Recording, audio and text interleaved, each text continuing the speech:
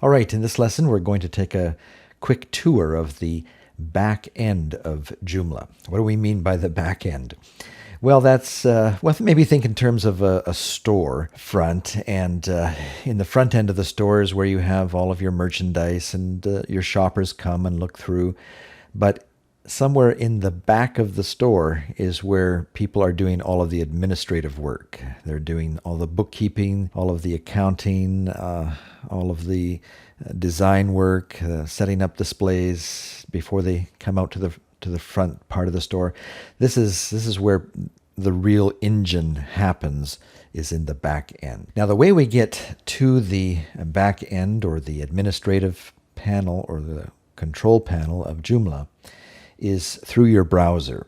So just open up a browser window and type in the address of your website. And then if the backslash is not already there, put a backslash and type in administrator. And hit return. All right, and here we are at the login panel. Now, you may have remembered from our last tutorial that I suggested to you that you wouldn't have to type in this information every time, and yet we're presented with a blank panel. What's going on? Well, this is kind of a security precaution. If someone should sit down to your computer and type in the commonly known website /administrator, they're not going to automatically arrive or get into your control panel. They still have to try and type in some kind of a username or password. However, you'll notice that once you type in the first character of the username that you chose, you'll see that your username pops up here. And so you can just click on that, and also the password is supplied if you chose to have your browser remember the password for this site. So it can be quite easily accessed. Now here we are at the control panel, or the back end of Joomla. So we won't take the time to go through all of the settings and systems here, the features and utilities that are available here. But we want to point out some of the main things in this tutorial, and then in a future series of tutorials, we will take the time to take a look at most of the control features that are available to you here at the back end of Joomla. But I just want to give you a quick orientation. You'll notice that there is a menu system at the top, and also a menu system along the left-hand panel. And as you go through these, you'll see that most of the items that are available to you up in the menu system at the top are also available to you in the side panel as well. For example, here under System, we see that there's global configuration, and here is where you can make some big changes that will affect the whole site. But we see that that same option is also available here in the side panel. Let's maybe take a quick look at the global configuration. Here you can change your site name. You can determine whether you want your site to be online or offline. Let's say you're still under construction and you're a little embarrassed at how it looks and you don't want anybody finding it. Well, you can keep the site offline so that no one can access it. And you can even, while it's offline, choose to have a message appear if people do happen to arrive at your site. And you can even customize this message here. You can also select an image that would appear when your site is down or offline. The default editor, right now it's set to TinyMCE. You can choose another editor here, or you can download other more sophisticated editors from third-party vendors that have written text editors that can plug into Joomla. What does this editor do? It's basically going to allow you to write articles and add photographs and that type of thing to your articles. And we'll talk more about that. We won't talk about all of these, but just touch on some of the more important ones. Here again, you can change the description of your site that will appear in the Google searches. Here in the keywords, you can type in the major key phrases that people might type into a search engine when they're looking for the content that you plan to provide at your website. And this will help the Google and other search engines to list your site in an appropriate way and hopefully be found when people do searches. So that's good to do. In my case, I would probably put in a lot of keywords that have to do with media and production and video and photography and graphics and that type of thing. Content rights, you might want to put in a copyright here, the year and that type of thing. A lot of these, the default setting is great. We can just leave them as they are. But notice that's not the only things that you can configure here at Global Configuration. You've also got system settings, server settings, permissions, text filters. So just a lot of ways that you can have complete control over how your website operates and how it can be accessed and searched. And now, if you've made any changes when you visit here, it's important that you save and close. Otherwise, the changes that you make won't be accepted or remembered. Okay, what else have we got here? Hitting the control panel just brings you back to the control panel. Let's say you're out here under components or some other place and you want to quickly get back to the main screen of your control panel. You can just go up and hit control panel and you are back. Global check-in, we won't worry about that just yet. Okay, well, let's move on. User manager. Here's where you can add new users to your site. If you have sections of your website that you want to restrict to only members who sign up to your site, you can set up your site in such a way that only members at various different levels can access certain parts of your site, and they have to join and they have to log in each time they want to. That can all be handled here under User Manager. We might just go there right now and take a look. Right now, you only have one user, and that's you. You'll notice that the username is the same as what you're typed into the username at the login section. And right now, by default, the name that will show up to the public, this username is your private username. It's what you use to log into a Joomla website. So people, the public, the general public won't see this username, but this name over here is what they're going to see. So you might want to change this right now. Just click on where it says super user and type in the name that you want to appear to the public. And remember to hit save and close. Now our public name will be displayed as Frank Spangler. All right. What else do we have under users? Like we say, you can set access levels to various parts of your website, giving access to some groups to some things and other groups to other things. All right, the menu manager is where you can add new menu items. Let's check and see if, yes. Remember when we installed Joomla, we installed some sample data. And so here we have some sample menu items that will be showing up on our website as a result of that sample data. Let's just maybe take a quick look at our website again. Let's go over up here at the top right-hand corner and click on, okay, you'll see up here that we do currently have 4 menu items: Home, About Us, News, Contact Us. So let's go back.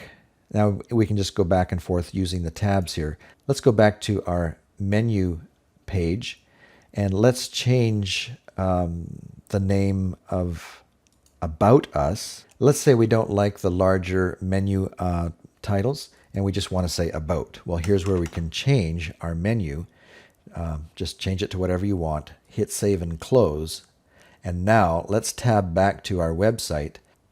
Now this change won't show up when we just click back using the tab because it is still displaying the way it was before we made the change. In order to see the change that we just made, we need to refresh the site.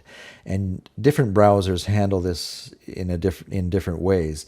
I'm using Firefox as my browser here, and Firefox has this little twisted arrow up here. If we click on that, that's going to refresh the website page, and we'll see that our change is now reflected there. So that's how easy it is to change a menu name. And later on down the road, we'll devote a whole tutorial on working with menus. Under content, that is where we can write our articles. Let's just click on our article manager and take a quick look at that. Let's maybe take a look at one of the articles that's already been written, creating your site. And you'll see here is the article. And the text editor that comes by default with Joomla is a rather basic text editor. You'll probably want to go ahead and download a more capable text editor, and we'll show you how to do that in an upcoming tutorial. There's some really good ones out there that are totally free. You don't have to pay for those. But here's where you could change the articles, and you can add photographs, video, that type of thing. We'll show you how to do that. Okay, you'll notice that as we try and leave the article manager and go back to our menu system, that it doesn't work. We can't click on these. And the reason is that Joomla wants you to close out and remember to save the article that you've been working on. And so it won't let you just leave an article and go directly to some other place in the control panel for fear of losing the work that you have done. It forces you to save and close. And it's important to do the save and close rather than the close, because if you just hit close, any of the changes that you made will be lost. So remember that, save and close. Okay, category manager, we'll talk about that in another tutorial. That's a little kind of a deeper level, kind of complex to explain that. Components, the way Joomla comes by default, it has a few components to start with, but as you go out into the internet and search for Joomla plugins and download and install those into your Joomla, this list will grow, and you'll see as we continue, we'll be adding a lot of very powerful plugins to our basic Joomla system, and many of them will show up here under components. And many of these will actually have their own control panel and allow you to work with their software and control their component to Joomla through their own control panel. Extensions. The extension manager is where you go when you want to add these extra plugins, or as Joomla calls them, extensions. And here is where you will manage the installation of those plugins to your Joomla engine. Okay, and the module manager, probably worthy of its own tutorial, so we'll skip over that for now. The plugin manager, when you download an extra piece of software to work with Joomla and install it, it's going to show up here under the plugin manager, and you can go to it. For example, the TinyMCE text editor, we could click on that and have the opportunity to maybe change some settings of how that little plugin works with Joomla. So keep in mind that there is this plugin manager that allows you to have a little bit more control over the plugins that you install. However, some of the more sophisticated and complex plugins that you may install into your Joomla package will, as I mentioned, also show up here under the components and have maybe their own menu system here and their own control panel that you can work with. Let's see, template manager. Let's take a look at that. The Joomla package by default comes with two sample, or we could call them free templates. And by default, or at least by the sample data that we chose for the brochure site, I think it was, I see that the default has been set to the Protostar template. The other option that you can try is the Bees 3. And why don't we just do that right now and see what difference it makes. First of all, let's maybe take a quick look at the way the website looks right now. This is how it showed up just by entering the sample data. And remember, one of the first things that we did when we were doing our installation is we typed in the name of our website. Well, Joomla has picked that up and placed it up at the top of our sample website, just using that information to act as kind of a temporary logo. But let's see what happens to our sample website if we should change our template from Protostar to the Bees 3. And how we can do that is just, well, you could probably just even go over here and hit this little button here. And that will set Bees 3 to be the default template, or the currently chosen template. And we'll see that the gold star fills in there. And so let's go check our site now and see what difference that has made. We'll go up to Vivid Media Productions, and we'll see the information is the same, but it has a completely different look and feel. So I'll let you experiment with switching back and forth there. Let's go back here to our template manager for a moment and just point out that these other two, the Hathor and the Isis, at least let's pronounce it that way rather than ISIS. I kind of hope that Joomla will change the name of this. I'm sure it was selected long before ISIS started its reign of terror in Iraq and Syria. But these two are not templates like you might think. If you look over here, you'll see that it's listing them as the administrator. And what that means is that you have the ability to change the look and feel of the administrator panel or the control panel, the back end. For example, if we were to switch to Hathor here, you'll notice that, whoa, all of a sudden everything changes. Our control panel now has a completely different skin, a completely different feel. I really don't like this skin, so I'm going to go back and select ISIS or ISIS. We can do that. Let's do it a different way this time. Let's check the box over here and then go up and click on our star, our default star over here, and that will change it back to our ISIS. But you're not stuck to the color theme of your administrative panel. You can go in, click on the ISIS link here, and go over to Advanced. And you can pick out color schemes that might work a little bit better. Let's, for example, change the color of our header. We can just maybe pick a green and do a save and close, and we'll see that we now have a green bar up at the top.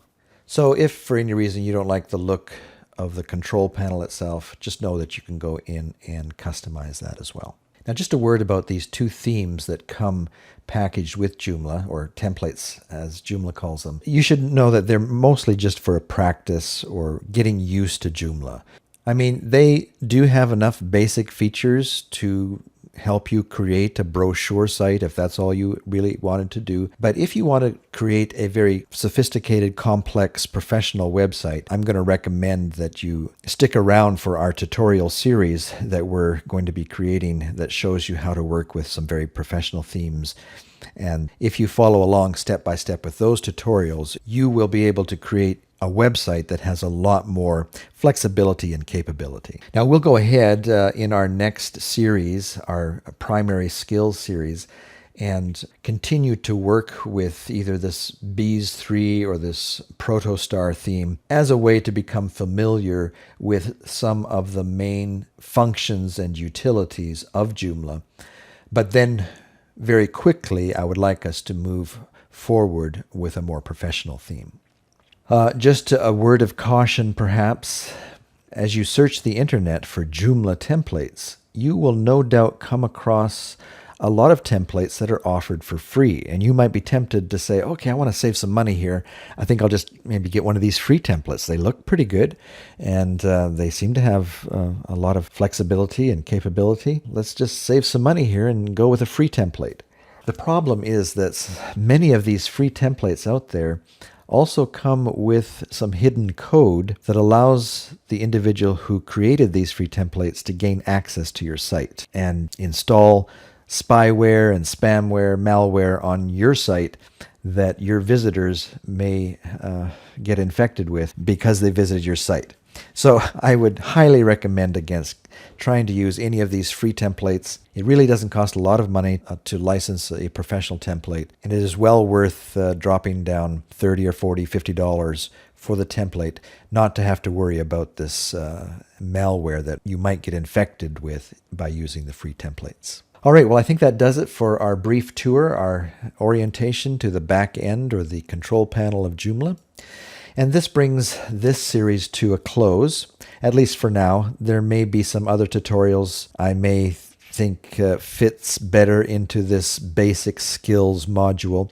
But for now, this is kind of the end of the road for basic skills. And in our next tutorial, we'll move on to primary skills.